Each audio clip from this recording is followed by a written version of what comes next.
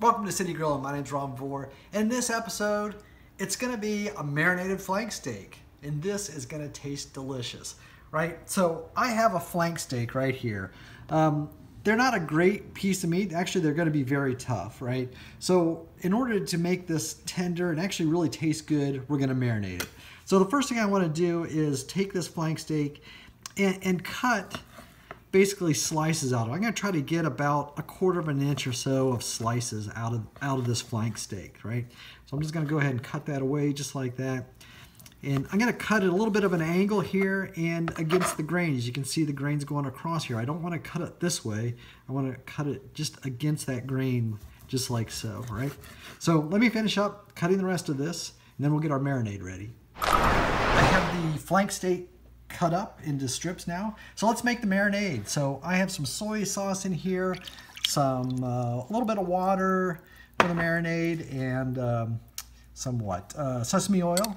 I'll put some brown sugar in here, some onion powder, and minced up fresh garlic is in here, and a few other seasonings, which you can get the recipe down here below in the link, or you can go to citygrilling.com and get the recipe for the marinade right there. So basically I'm going to mix this all together, get it to dissolve a little bit here, and next simple step is put the meat in to that sauce. And I'm just going to spread it around in here just like so.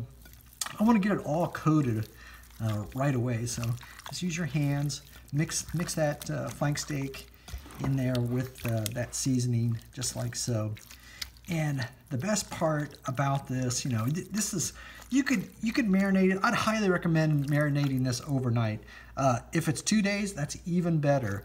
A few hours really isn't going to be enough, so I'd recommend an overnight kind of marinade so that'll be ready the next day. So again, I'll put this in the refrigerator, cover it up, and then tomorrow we'll cook it and see how it is. All right, so we're out the grill. I've had this flank steak marinating for a good 24 hours, a little bit longer than that, which is fine. I've got my grill set at about 350 degrees right now, and I have the cookie sheet down here on the grill because I don't want to lose the flank steak through the grill grates, right? So basically, what I'm going to do, I'm just going to bring out the flank steak and drape it over top of this cookie sheet, just like so. And we'll get all these on here real quick. I could dump it all on, but I want to make sure they all get part of the burner there, right? So I'll go ahead and put the rest of these on here, and we'll take a look at this in just a second.